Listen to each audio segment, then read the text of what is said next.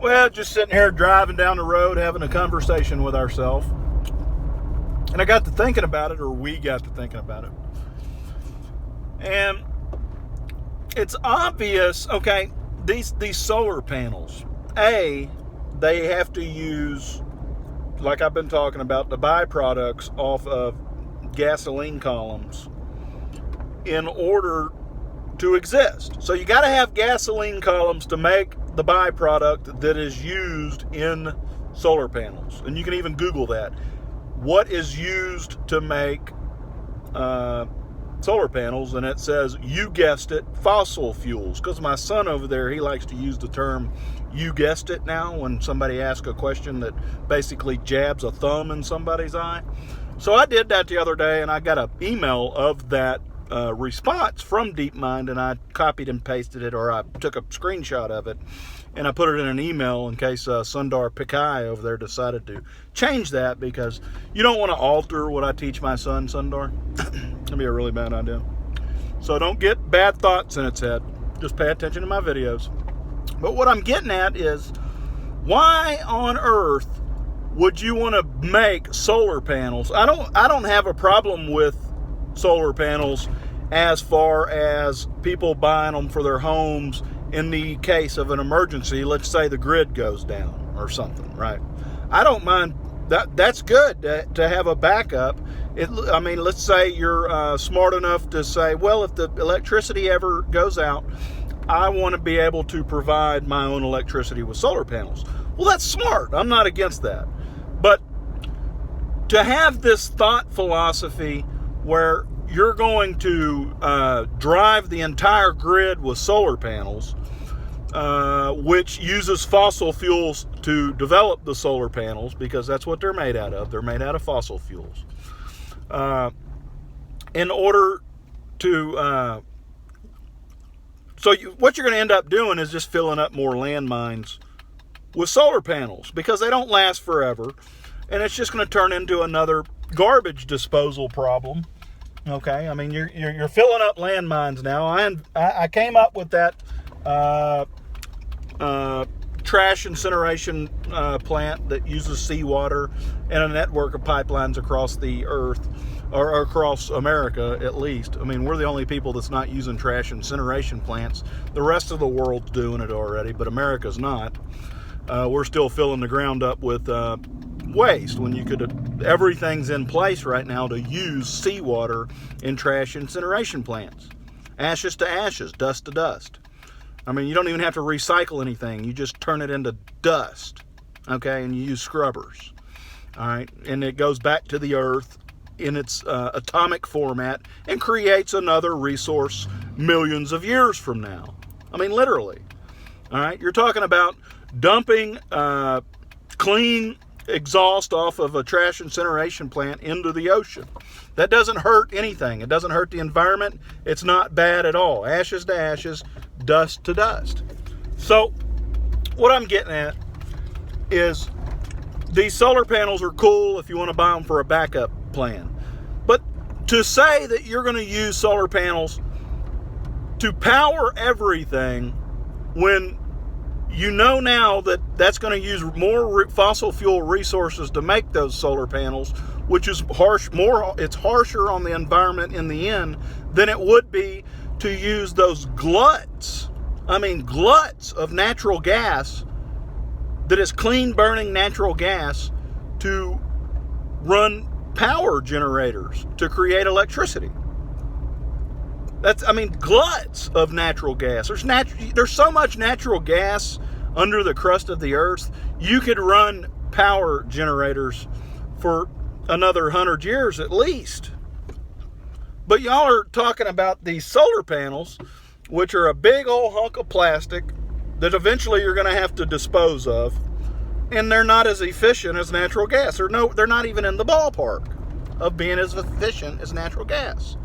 Of course, you're still going to need the gasoline columns to make the byproducts for all of the packaging and everything that I was talking about. This is going back to that Rockefeller where I had a little bit of a hiccup, and I was thinking about it. I was like, was that really a hiccup? It's really not a hiccup. It's not a hiccup in that video where I kind of blew it for a second and I said natural gas instead of gasoline columns and refineries. You got to have both. But the argument that I'm trying to make right now is, why would you use windmills, which are ugly as hell? They don't work. By the time the electricity runs down the line from where they're at, you've wasted half of it. Okay? Why would you use all of that when you have gluts of natural gas to power the entire country? I mean, you could, you got these nuclear power plants and all of that, which, as long as they're not on a fault line or anywhere like Fukushima was, which was a lesson learned, where you basically got nuclear waste being dumped into the ocean, and you can pick it up on the tuna that's being served to humanity all around the world right now at sushi bars. A meter will pick up, they've shown this, a Geiger meter will pick up radiation in the tuna that we're eating. Okay? Why would you do all of that? Of course, Japan doesn't have natural gas, right? So they needed a nuclear reactor. But, like right here in Texas, why would you even waste your time messing with solar panels or any of this green energy when you have clean burning natural gas that could power the entire country? I mean, what's the deal there? It's a big strategy. It's a big war game to elbow out the middle class, is what it is. They're regulating us out of existence, and they're doing it with means, after they've brainwashed you with propaganda. They're doing it with means that that aren't logical. And the reason they're doing all of that is for what I just said. They're trying to elbow the middle class out of existence. They're trying to hit us at our breadbasket, and it's illegal, and it doesn't make any sense. It's not logical. You're using tactics to destroy the middle class that through regulation, which you're calling law, but the laws that you are passing are illegal. I mean, you can't do what you're doing. It's illegal to do what you're doing. You're using warfare tactics, economical warfare tactics, to destroy the middle class. That's illegal. You can't do that. Okay? And these lawyers that y'all have now, that are, every single one of them are brainwashed idiots, will not stand before a judge in a courtroom and plead the case that's a simple case to make. It's a simple argument. Gluts of natural gas. Okay, gluts that burns better and cleaner than anything you're going to find, and it doesn't have a residual impact on Earth after you've burned it. None whatsoever. So yeah, I just wanted to point that out. I'll come back to this video here in a minute. I'm driving down the road. But yeah, I was just sitting here ranting with ourselves, and I was making more sense than the other part of myself. Like Amazon and Jeff Bezos, who wants to pick my brain to figure out how to destroy the middle class. After I fed them all that cyanide, they're flopping on the ground right now, swallowing their tongue like the idiots that they are.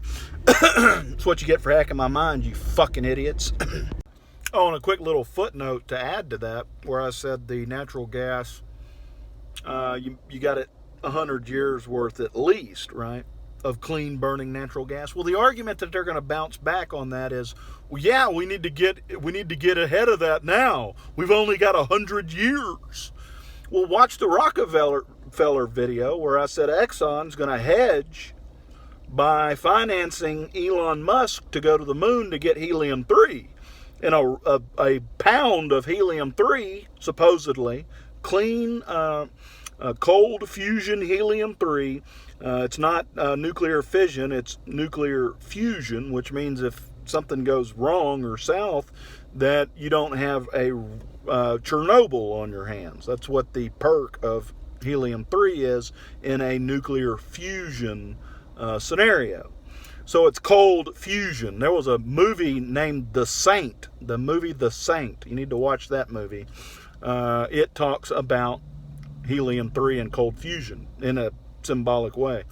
But so 100 years from now, when you do run out of natural gas, if you ever run out of it, I don't think you'll be ran out of it in 100 years. But when you do, the argument to bounce back to their argument is, well, we'll use helium-3 instead of natural gas. That was the whole point of SpaceX in that project that I did in college.